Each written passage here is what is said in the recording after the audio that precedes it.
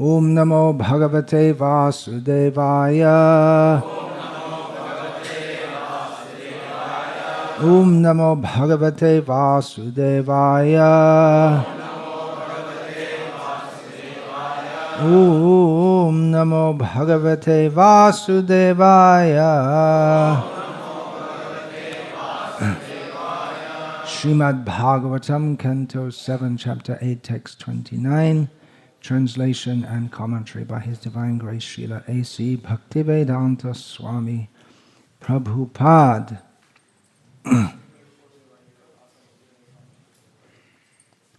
Vishvak Spurantam Grahana Aturam Harihi Vyalaha Yatha Akhum Kulisha Akshata Twacham Dvari Urum Apatya Dadara Lilaya Nakhai Yatha Ahim Garudaha Maha Visham Vishvakspurantam Grahanaturam Harir Vyalo Yatakhum Kulishakshatattvacham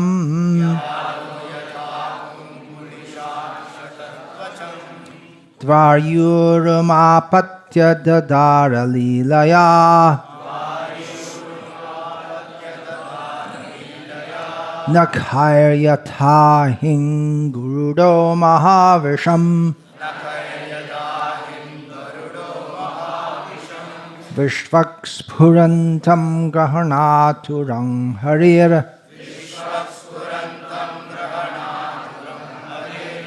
Vyalo Yatha Kung Kulishakshatattvacham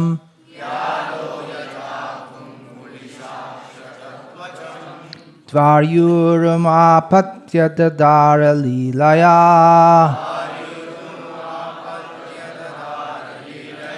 Nakhair Yatha Hingarudo Mahavisham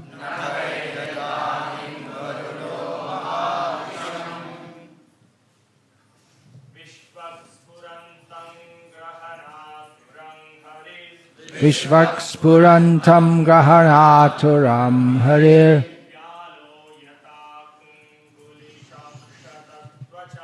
Vyalo Yatakum Kulishakshatakot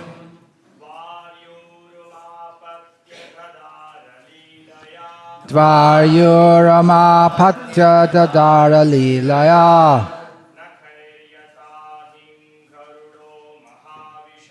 Nakhair Vyatahim Garudo Mahavisham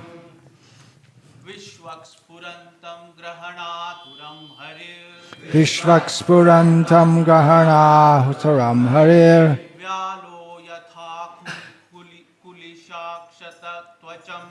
Vyala Yatakum Kulishakshatattvacham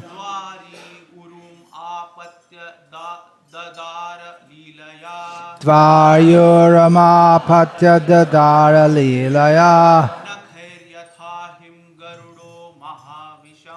Nakhair Yatahim Garudo Mahavisham Vishvakspurantam Grahanaturam Harir Vishvakspurantam Grahanaturam Harir Vyalo Yatakum Kulishakshatattvacham Dvaryuramapatya Dadara Lilaya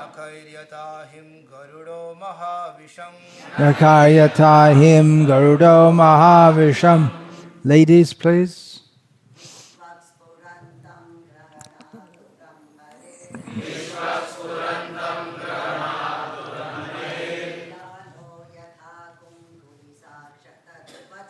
Yalo Yatakum kulishakshata tvacham Tvaryuramapatya dadara lilaya Nakaita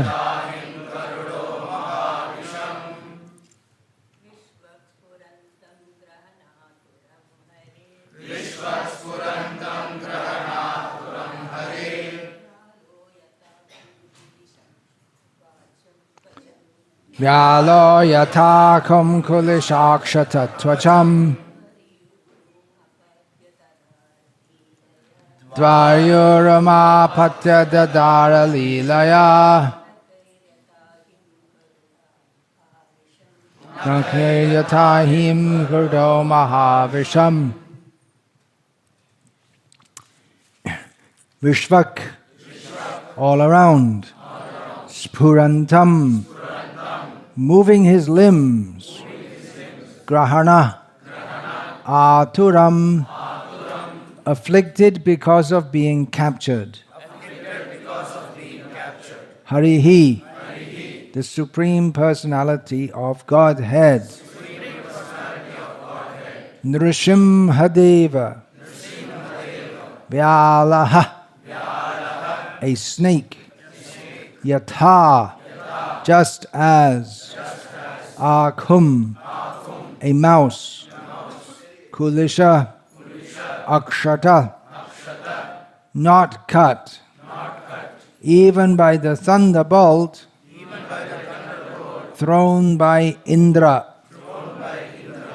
Tvacham, whose skin. Dvari, on the threshold of the door.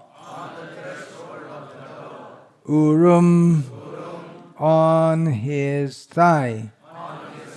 Apatya, placing. Dadara, pierced. Lilaya, very easily.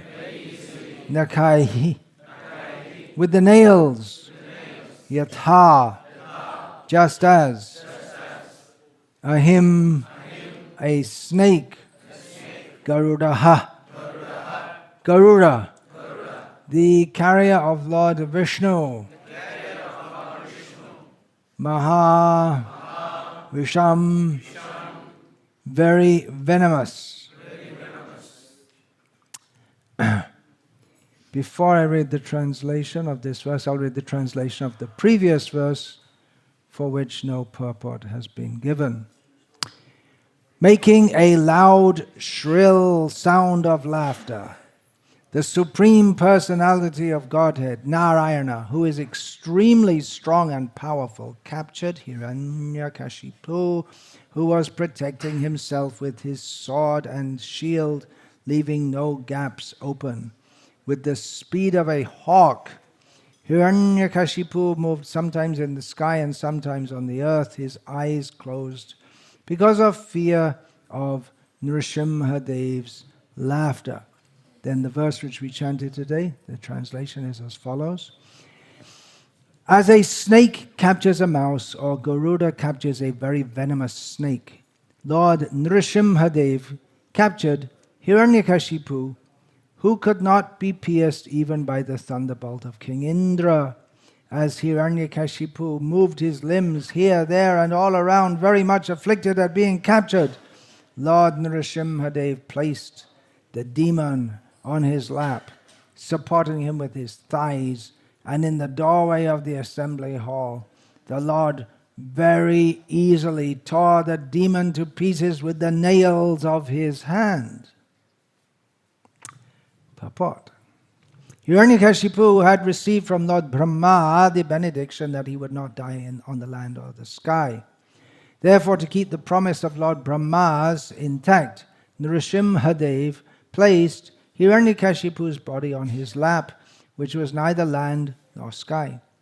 Hiranyakashipu had received the benediction that he would not die either during the day or at night. Therefore, to keep this promise of Brahma, the Lord killed Hiranyakashipu in the evening, which is the end of the day, and the beginning of the night, but is neither day nor night. Hiranyakashipu had taken a benediction from Lord Brahma that he would not die from any weapon or be killed by any person, dead or alive. Therefore, just to keep the word of Lord Brahma, Lord Nrsimhadev pierced Hiranyakashipu's body with his nails, which were not weapons and were neither living nor dead. Indeed, the nails can be called dead, but at the same time they can be said to be alive. To keep intact all of Lord Brahma's benedictions, Lord Nrsimhadev paradoxically but very easily killed the great demon Hiranyakashipu.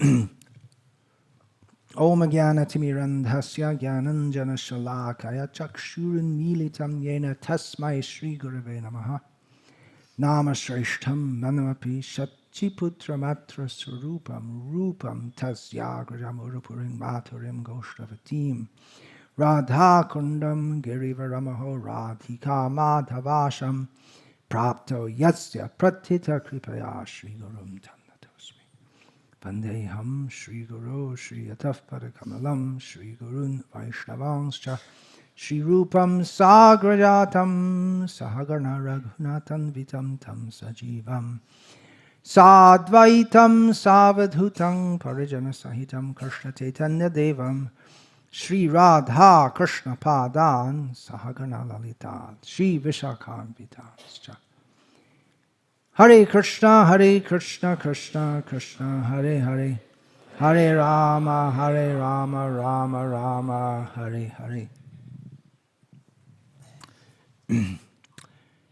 The narration of Hiranyakashipu has reached a climax. That's it. He's dead. Finished. Gone. So as in any such story where there are many such novels and such things where there's some big bad guy who's giving everyone trouble and then he's killed. And then there's not much of the story, just finishing off after that. Although there's still some, Hiranyakashipu's associates still have to be killed. That will come next. And then there's the prayers of Prahlad to Nrsimha, which form very many important instructions there. Nrsimhadev appeared in great anger. Generally, anger means you lose control of your thoughts, and it's very dangerous. But here we see it's a very calculated anger. It wasn't that Nrsimhadev just appeared without any... It was a premeditated murder, let's put it like that. It's a in America, that would be first degree. You could get the death penalty. Depends which state you're in.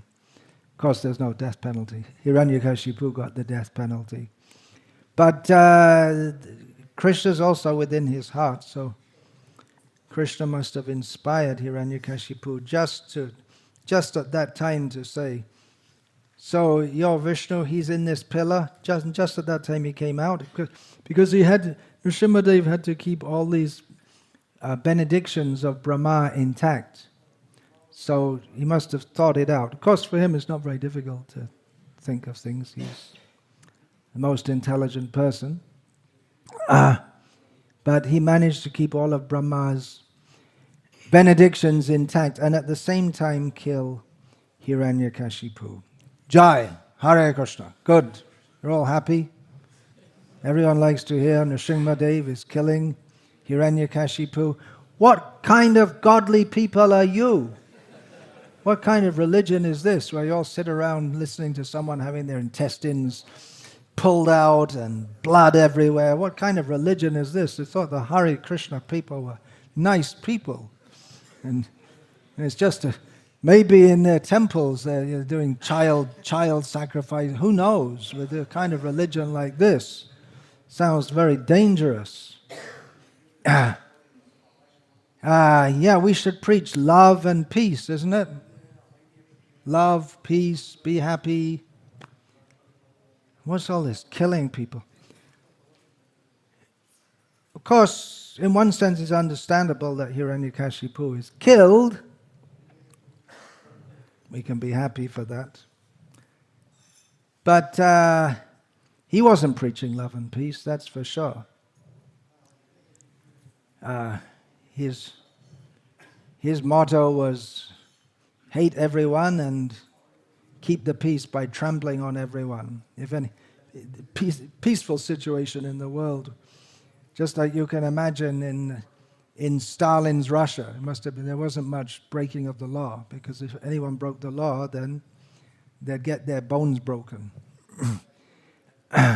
Here during the emergency, does anyone remember? I came just after that. Were you there?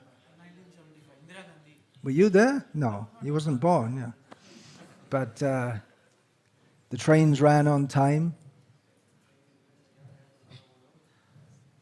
You don't believe it? Is it possible in India? Well, it happened. So everything went on the fear of Indira. But there are people who preach love and peace, and most of them get assassinated.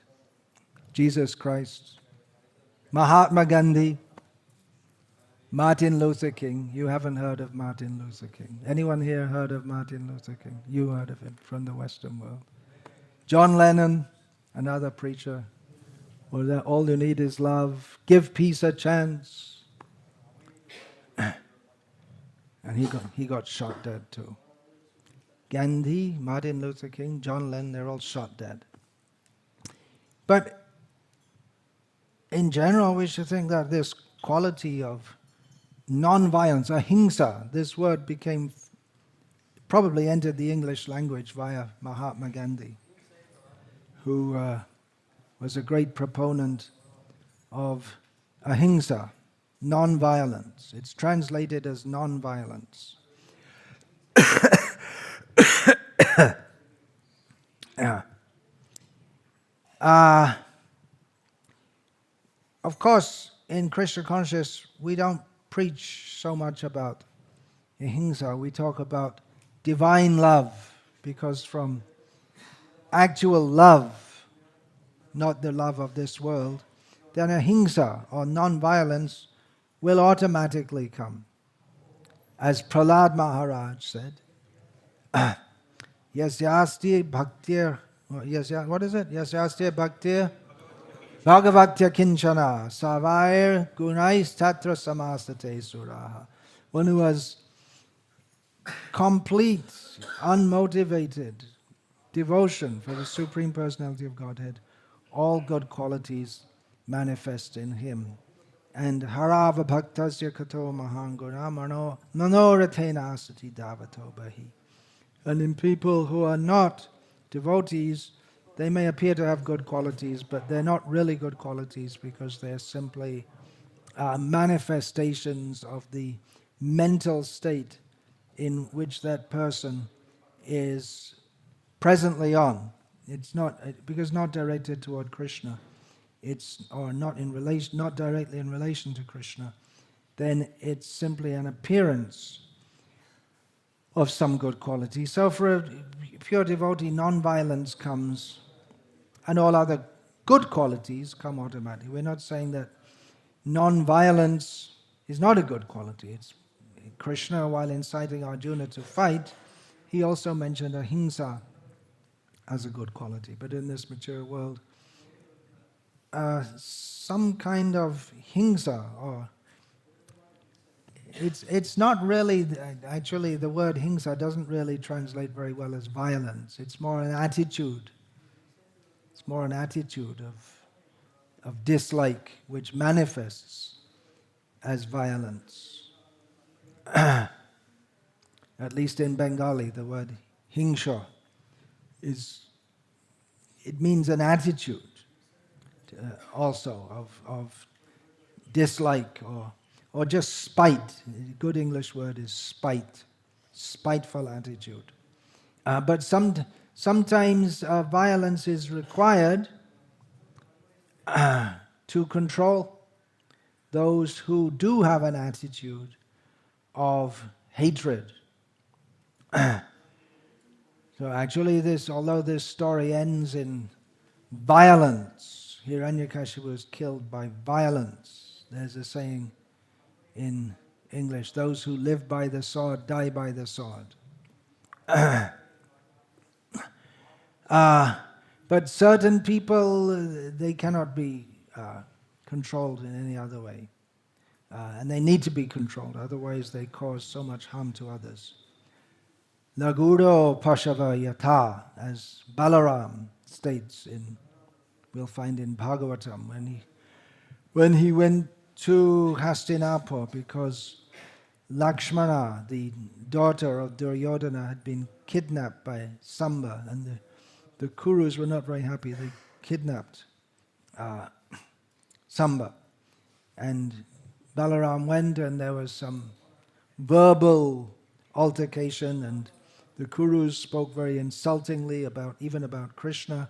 And Balaram said, there's no use to talk to you. The only way to control you is just like a stick is required for controlling an animal. That's the only thing they may understand. Of course, with animals also,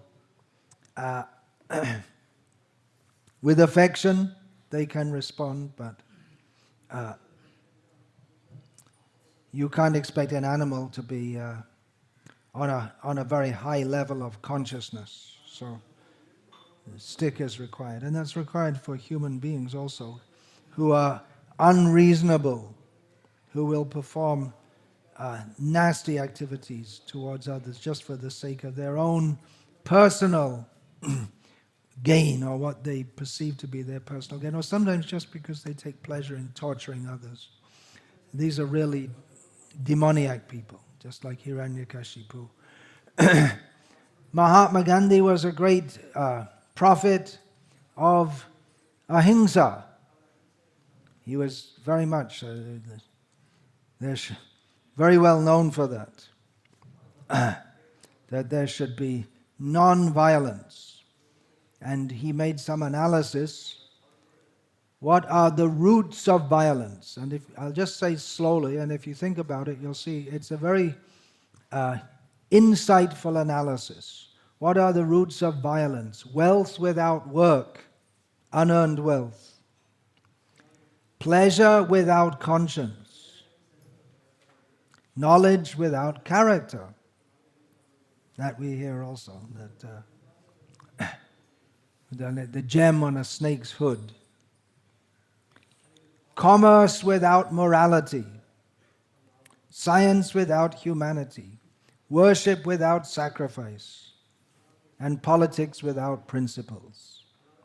So very insightful. This all comes under the category of harava bhaktasya kato mahangura manoratena asati dhavatobi. In other words, it's all useless without Krishna consciousness. It's a lot of zeros. If you have Krishna consciousness, you can put a 1 before it. But just to preach about high principles, it doesn't work. There has to be a basis to it, because the basis of everyone's life is me. Me, me, me, and me. What's the most important thing in my life? Me. What's the second most important thing? Me. What's the third most important thing? Me.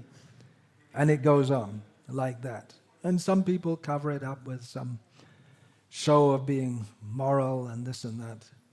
But everyone's interested in themselves. So it's nice to talk about all these things.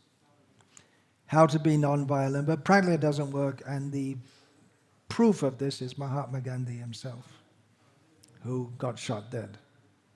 For all his speaking about non-violence, he was killed by violence. Because, anyway, no need to get into it too much, but just that by his policy of non-violence and being fair and good, by the foolish application of that, he caused so much violence. When British India separated into India and Pakistan, one thing I hadn't thought about before the separation was all the money and all the weaponry was in India, in Delhi, based there. So the Pakistanis asked for it, and the Indians said no, and Mahatma Gandhi said, yes, you have to give it to them, it's fair. And then what did they do? Well, first thing they did, then they attacked India. So by Mahatma Gandhi's being good, so much badness was caused. So it just goes to show the whole philosophy is impractical.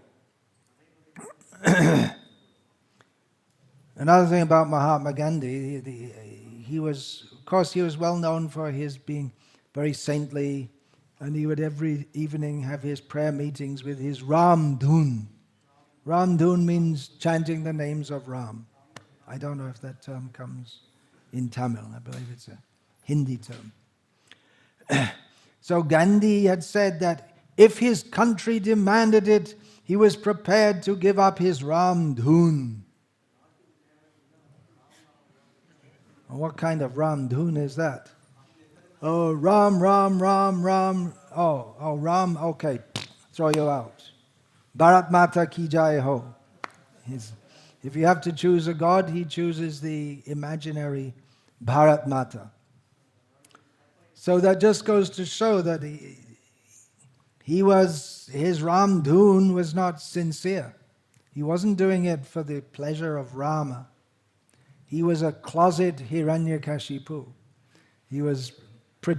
In other words, he didn't love Rama, but he was using Ram for what he could use him for, to elicit the sympathy of the people. Because traditionally in Indian culture, people don't care much about politicians. It's a new thing in modern India. They respect kings, but this whole democracy, it's something new, brought from the West. So, if Gandhi had just been a politician, then he would have been with all the others. There's so many in the history. You probably learned the names in school, maybe not in Tamil Nadu. Of all the great freedom fighters and this and that. But Gandhi, more than anyone, was able to attract the attention of the masses by his saintliness and by his Ram Dhun. But he said, we can just give it up. For the sake of Bharat Mata, we can throw that out. So that was supposed to demonstrate how much he loved his country, because Ram Dhun is sacred, and he can throw it out for the sake of the country. But we're on the other way. We can give this whole idea of country and this and that. We do give it up. Because that's Maya. For the sake of Rama, for the sake of serving Krishna, we understand that this attachment, atogriya kshetra sutapti vitaya janasya moho yamahammameti, attachment to home, wealth, country, family, money, bank balance, animals, cars, it's all illusory. We want to be attached to Krishna. So this idea, I love my country. This is Janani Janma Bhumischa Swargameva Gariyasi. This idea that my mother and my motherland is more glorious than the heavenly planets, the heavenly world. This is all just nonsense. So he wasn't an enlightened person for all his talk of Ahimsa. And we who are sitting here discussing how Nrsimhadev rips to pieces Hiranyakashipu, yeah, this is enlightenment. This is the topmost level of spiritual consciousness. This is divine love. Gandhi's love, or anyone else who talks about love and peace without having Krishna in the center, then it's just a show of divine love. Yasmin tushte jagat tushtam purnite purnatam jagat. If Krishna is pleased, the whole universe can become pleased. If we take pleasure in hearing of Hiranyakashipu's being killed by Nrsimhadev, then we become satisfied, the whole universe can become satisfied. And if we all partake in the pleasure that Prahlad took in that, then there will be no need for any violence of any kind if we all simply accept that we're all servants of Krishna.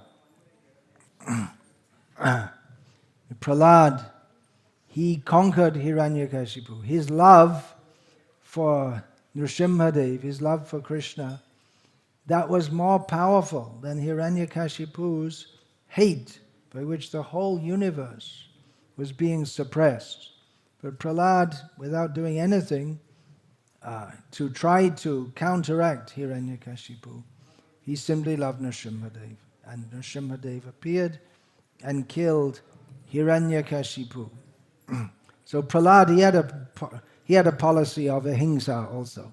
He didn't personally attempt to kill or make political moves against Hiranyakashipu, but he simply tolerated, and in due course of time, Nrsimhadev appeared and killed the great rascal Hiranyakashipu.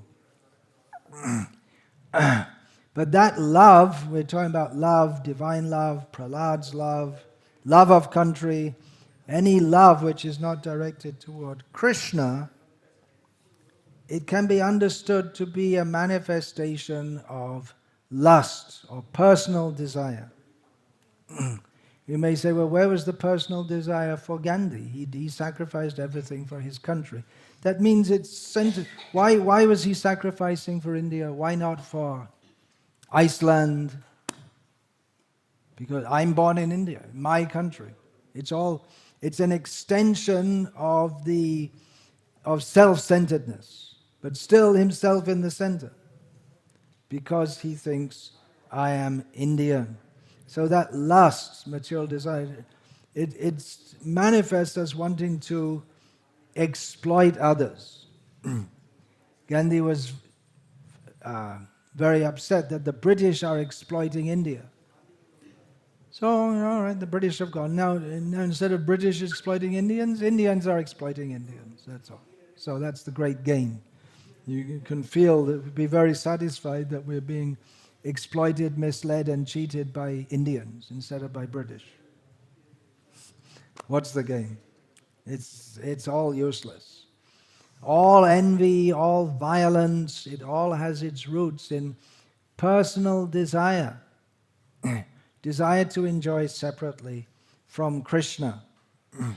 So it's impractical, this idea of non-violence in this world, because this world is a world of forgetfulness of Krishna. It's a world of envy of others. Envy manifests as, that's a good translation of the Bengali word hingsha, envy, or dvesh. It's very good. Dvesh, just bad feeling, even without any reason to have bad feeling towards others. So of course another great proponent of ahimsa who influenced, so we're told, Mahatma Gandhi, and he may have also been influenced by Jainism, this idea of non-violence, very prominent in Jainism.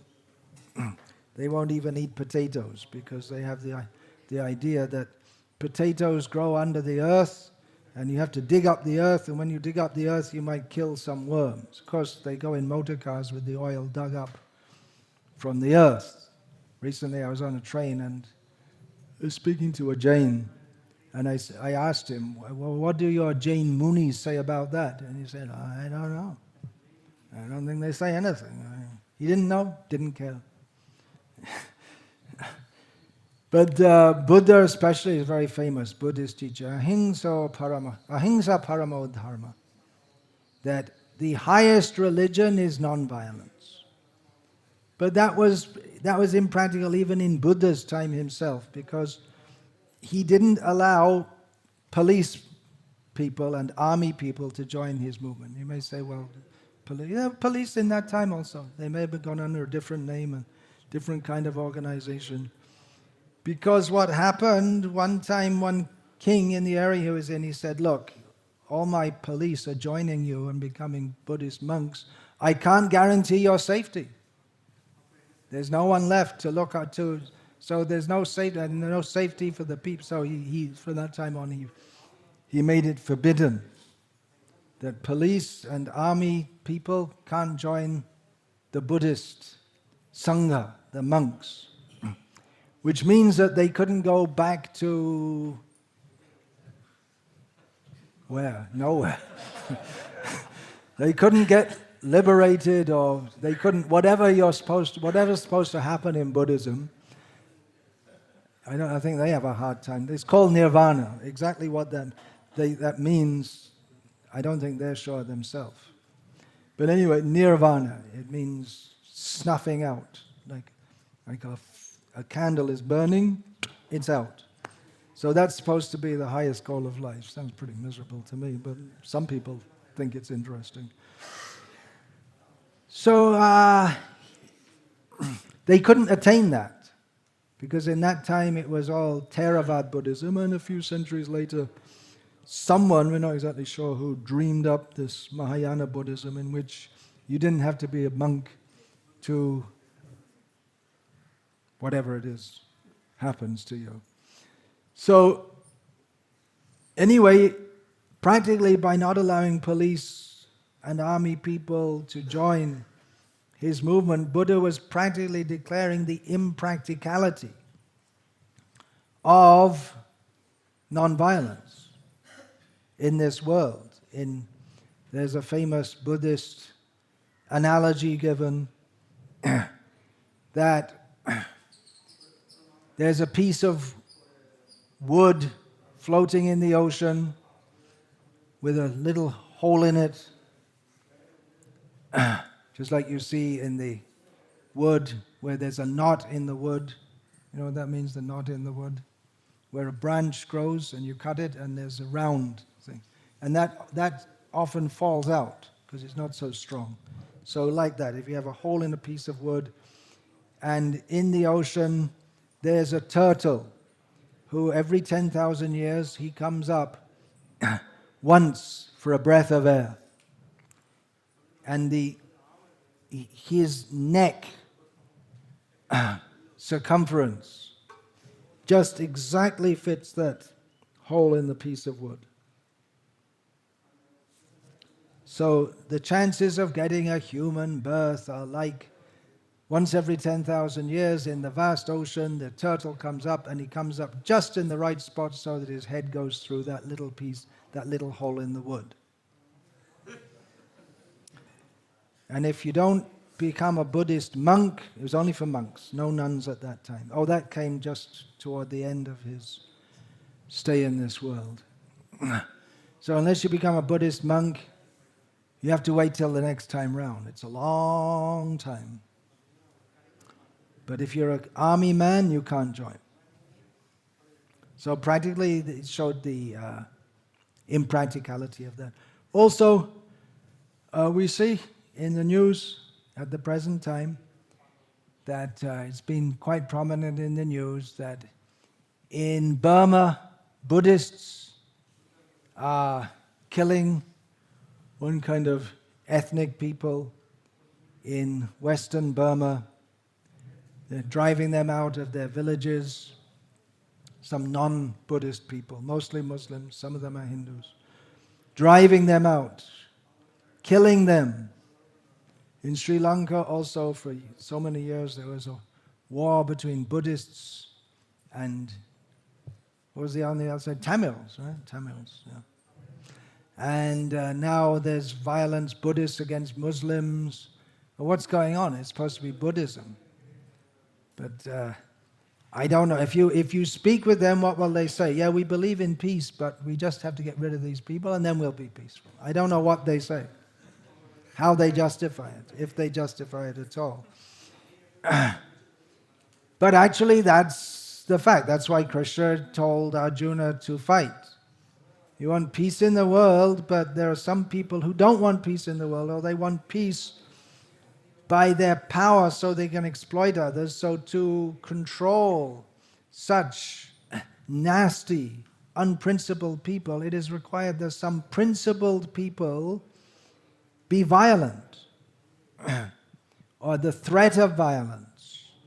The threat of violence means police are there, there's the threat of violence, which tends to curb antisocial elements.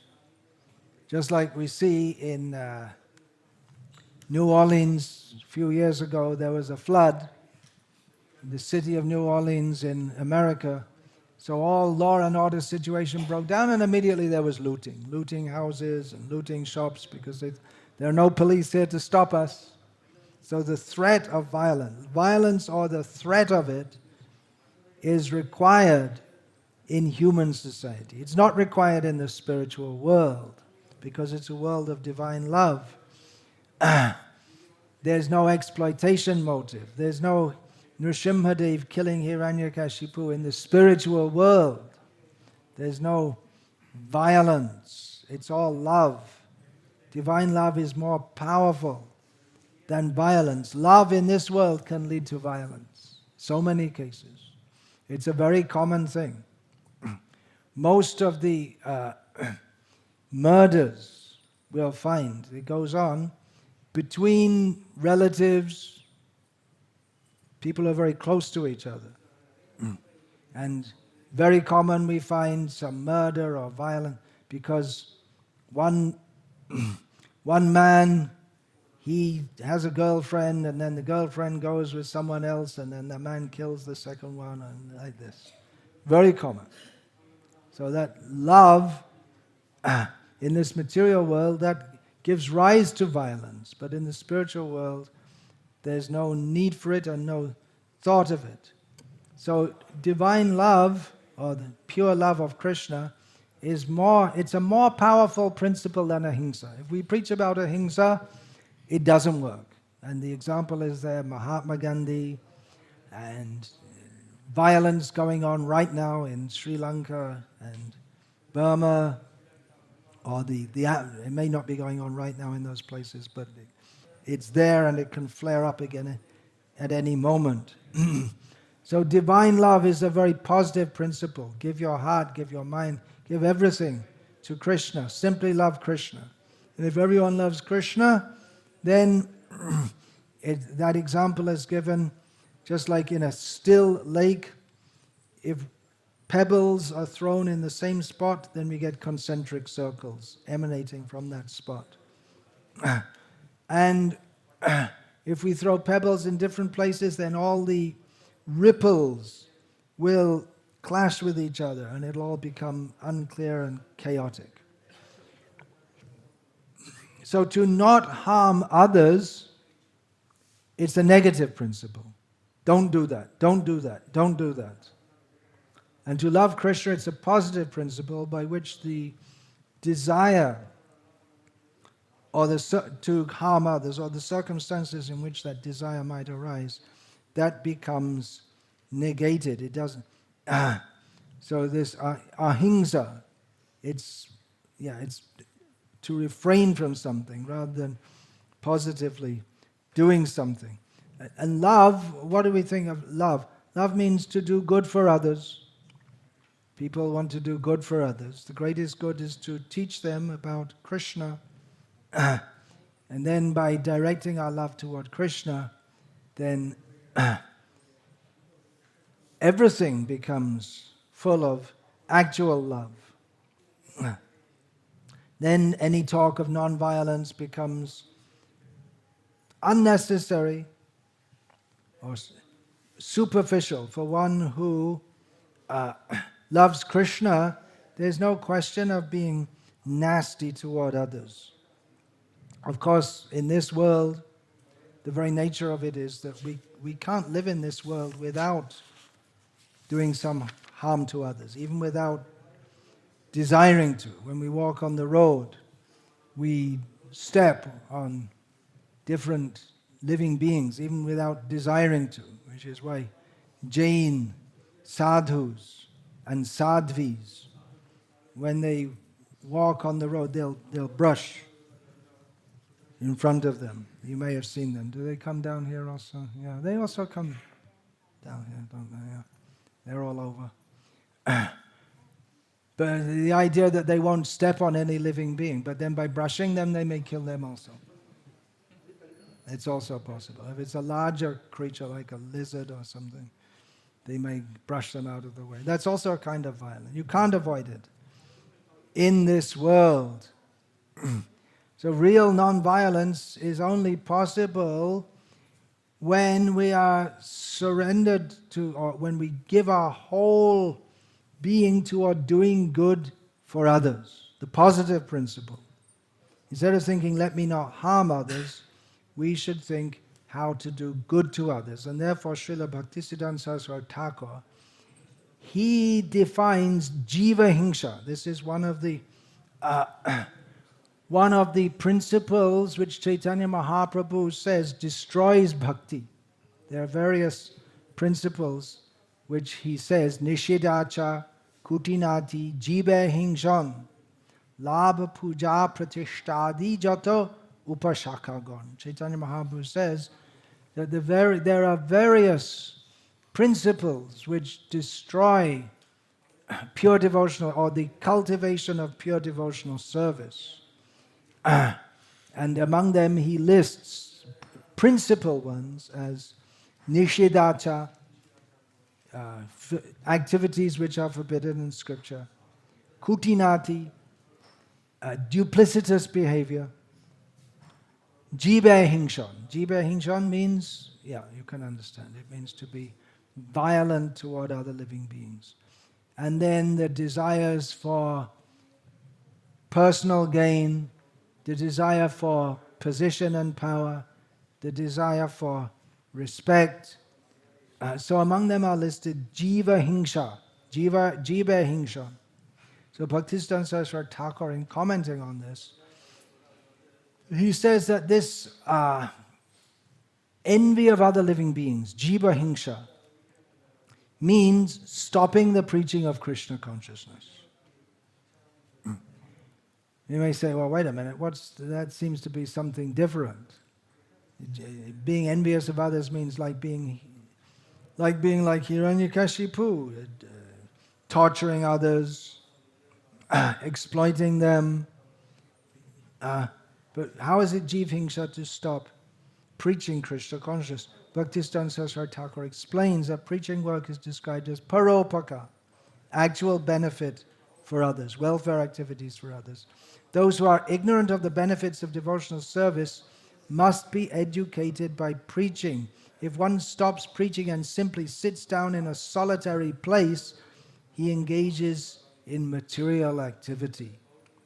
So if someone thinks, well, let me stop preaching and I'll just go away and do nothing and chant by myself, for myself, that's also one kind of, or the major kind of violence to others. There are different kinds of crimes. What's the word for that?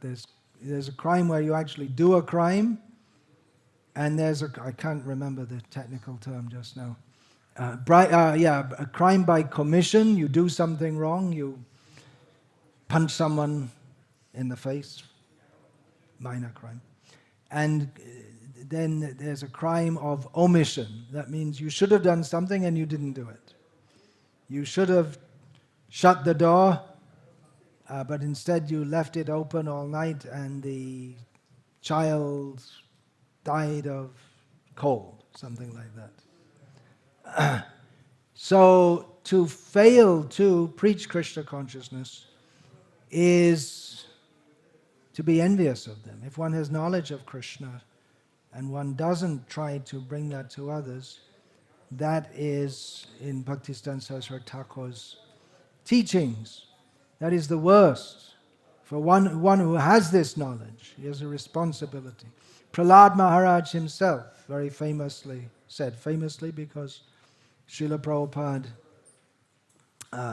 taught this verse or quoted it to us when in his prayers to Lord Nrsimhadev, which will come shortly after this killing of Hiranyakashipu. Prahlad said, Prayena deva munayasva vimukti kaman monam charanti vijanena parata nishthaha. Naitan vihaya kripanan vimamoksha eko nanyang tadasya sharanang brahmato nupashe. Srila Prabhupada's translation. My dear Lord Nrsimhadev, I see that there are many saintly persons indeed, but they are interested only in their own deliverance. Not caring for the big cities and towns, they go to the Himalayas or the forest to meditate with vows of silence, Maunavrata. They are not interested in delivering others. As for me, however, I do not wish to be liberated alone. Leaving aside all these poor fools and rascals, I know that without Krishna consciousness, without taking shelter at your lotus feet, one cannot be happy. Therefore, I wish to bring them back to shelter at your lotus feet. So Prahlad Maharaj says that people who are interested only in their own spiritual advancement are not deliberate in others. They also have some kind of personal desire. They are swamukti kama. They have a desire, karma. Material desire is the cause of bondage in this material world, but one who has a desire for his own liberation without thinking about the benefit of others, that is a kind of personal desire. So people who try to become liberated only thinking of themselves, they can't actually become liberated because the cause of bondage is putting one's own personal self-interest before others. And so if one transfers that self-interest from enjoying the senses to becoming liberated, that's also a kind of personal desire. So pure love is focused on Krishna. Prema bhakti. The center is Krishna. That's the point. To transfer our interest, what we think is our self-interest, to a loving Krishna. How will Krishna be satisfied?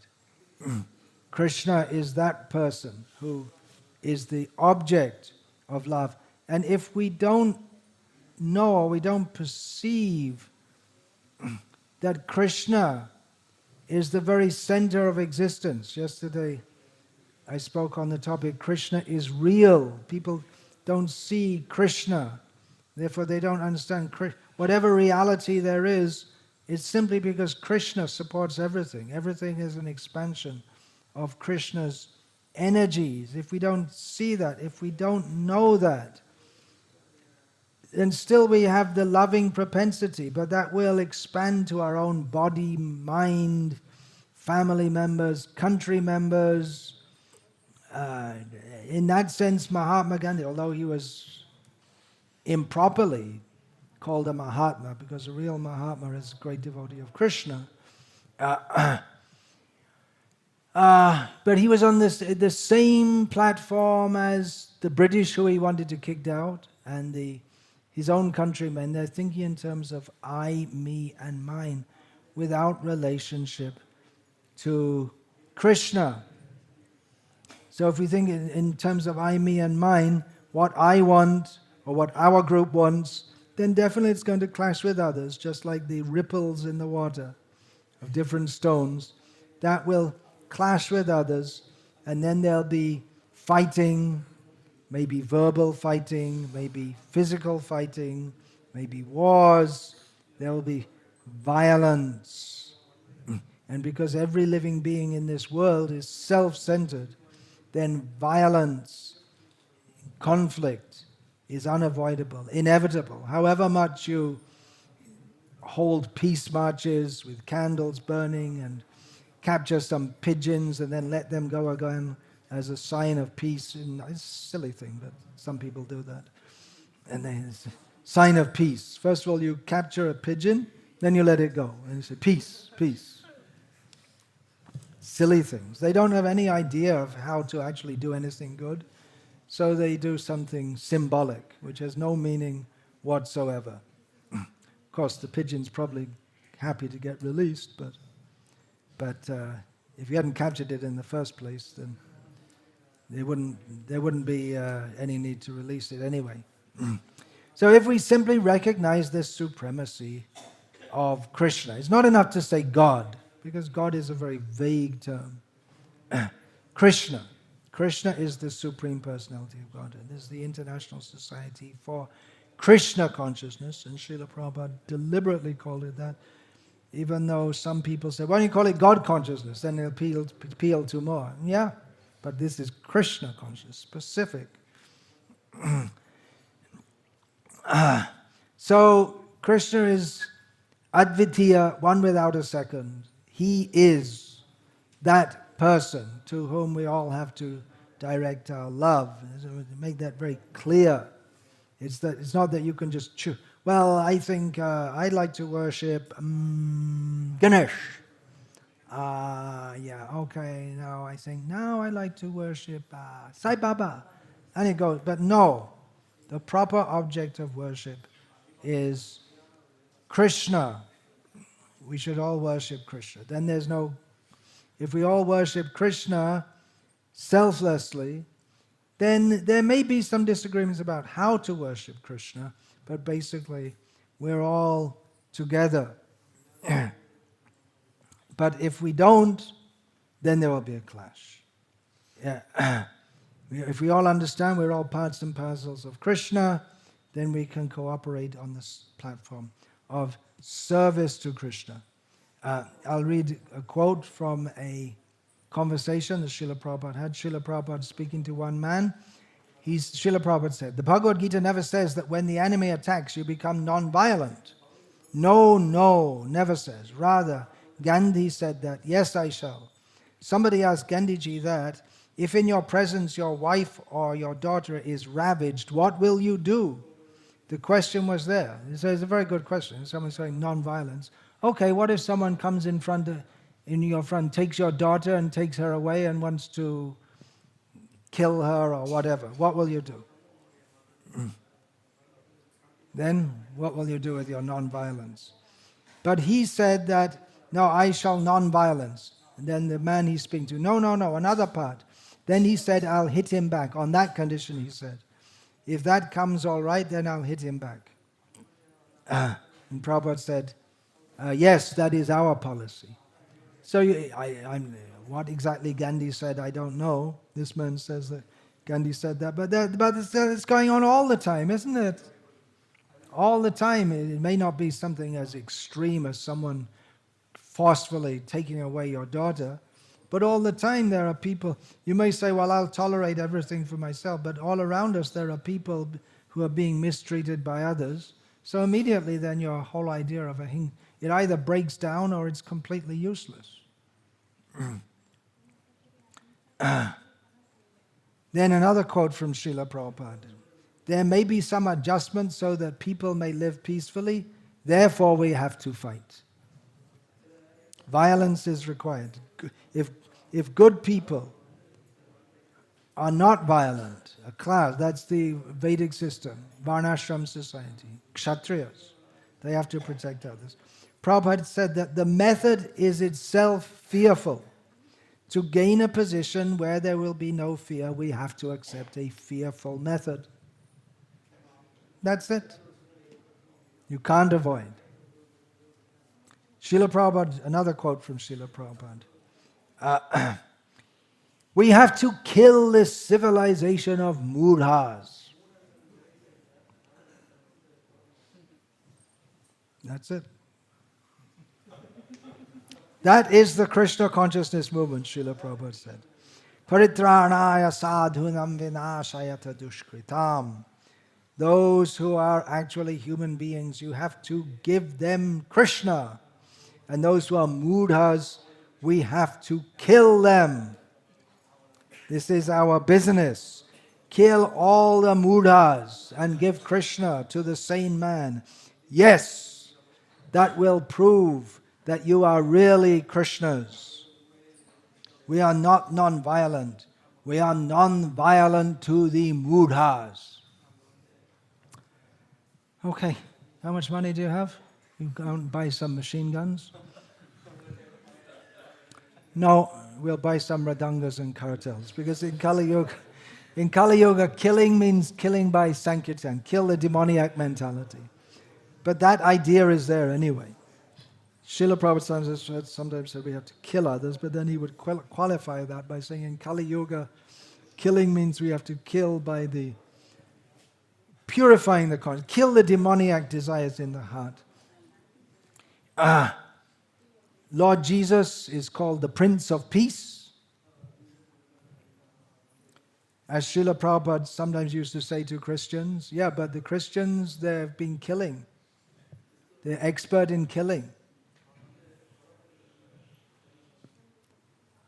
It's a problem. If you say we shall only have peace, then what happens?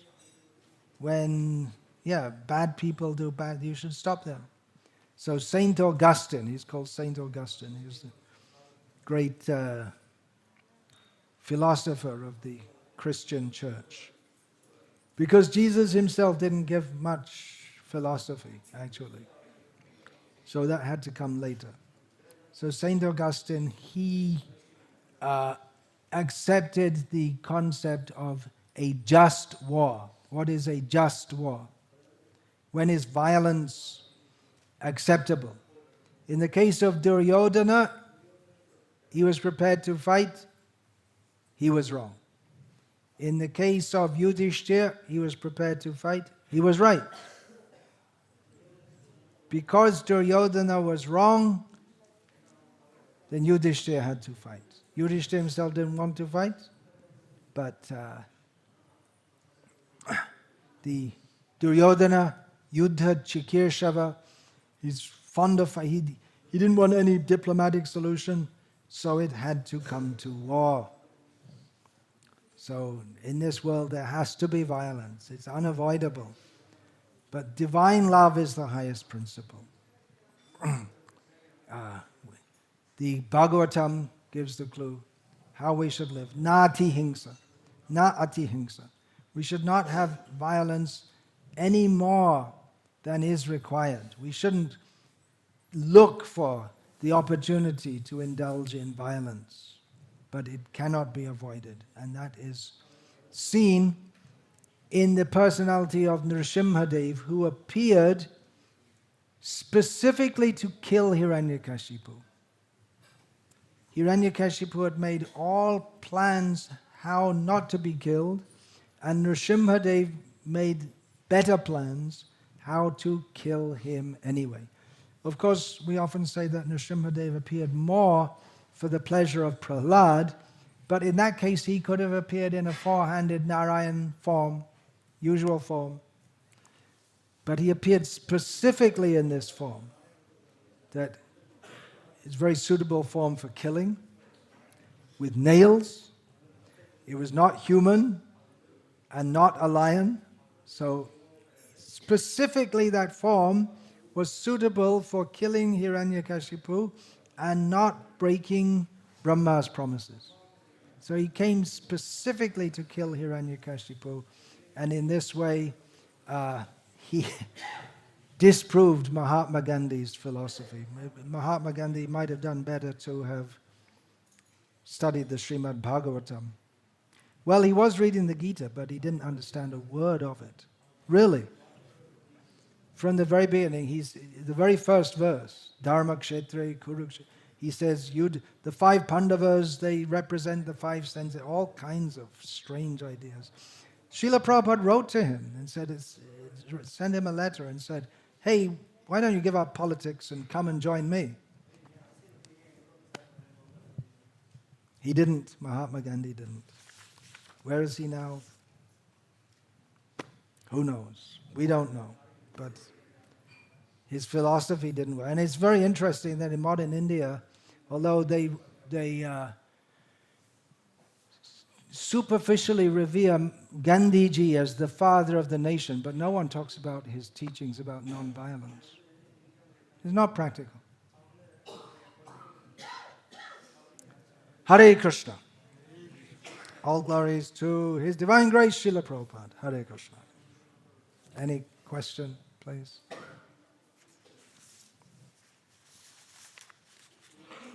Might be that some people, if they hear this, they'll get angry, because it might sound like I'm being blasphemous toward Mahatma Gandhi, but don't get violent. If you think what I said is wrong, don't get violent. Not even verbally violent. No violence. If you want to follow Mahatma Gandhi. There's a question. When we study in our schools, there's so much propaganda about Mahatma Gandhi. There's so much propaganda about Mahatma Gandhi. I thought maybe they wouldn't have it in Tamil Nadu, but even here it's there. Yeah, in the schools, like the history teacher and others, they project him as a great freedom fighter. And, Great freedom fighter, yeah. the great, also in terms of spiritualist. History means that they teach you what they want to teach you. It's how true it is, questionable. Yeah, anyway. In school I was learning British history, and it was all about how the British are great and the French are useless and all this. And at one point I thought that if I was in France, they'd probably be teaching the same history, but round the other way.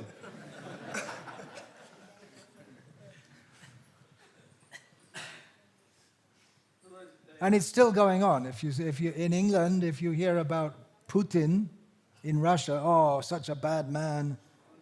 And if in Russia, oh, such a great man. Same person, same activities, but different perspective.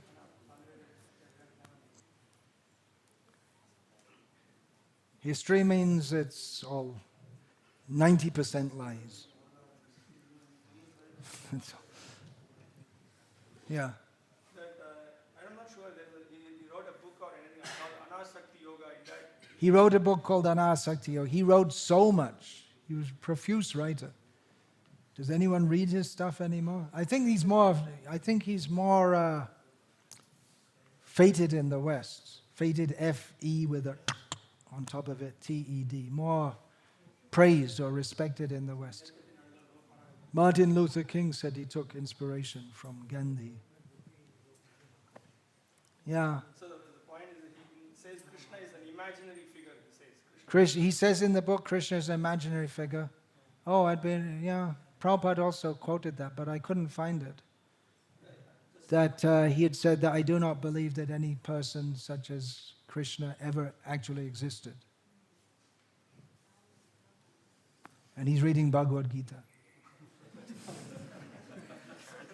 This Aurobindo, he also said something similar. He said that, I guess that talk must have been quite prominent at that time because Aurobindo is more or less the same, little later. But they were contemporaries. And he also said that, I'm not sure whether Krishna existed or not, but it doesn't really matter anyway because it's his teaching, the teachings of Bhagavad Gita, that's what's important, not whether Krishna existed or not. All glories to Srila Prabhupada. Otherwise, even if we tried to go into Gita and Bhagavatam, we wouldn't have it. I read an edition of Bhagavad Gita before I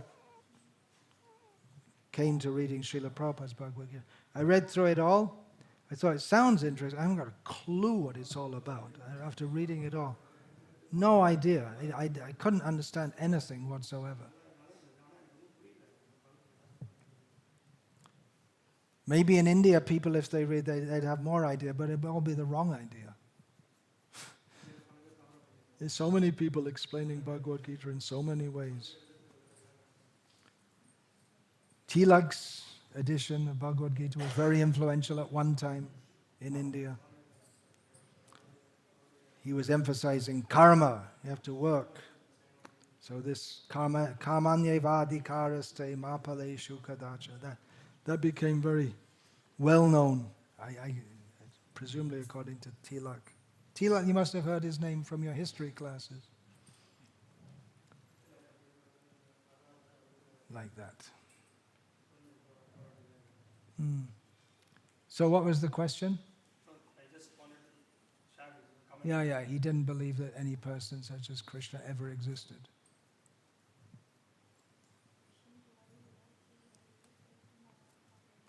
Yeah. What do you call that?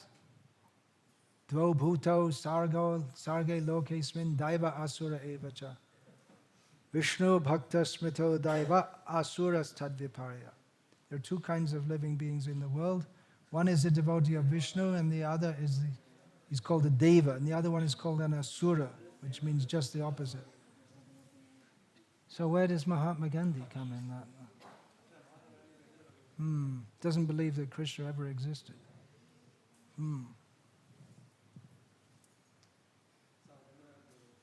Devil quoting scripture. There's an English saying, the devil's quoting scripture. Don't get angry. In Prabhupada's lecture, Prabhupada said that he let people kill the calf who was suffering. Better to be killed other than suffering that little calf. I don't remember that. If a calf is suffering, you should kill it, Prabhupada said. No. Mahatma Gandhi. Mahatma Gandhi said. He's suffering poor animal. Kill the poor animal. Okay, well, everyone's suffering, kill them all.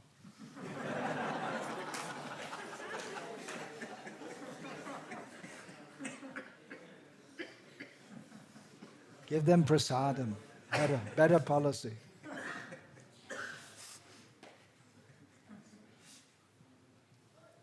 Hare Krishna. All glories to Srila Prabhupada. Hare Krishna.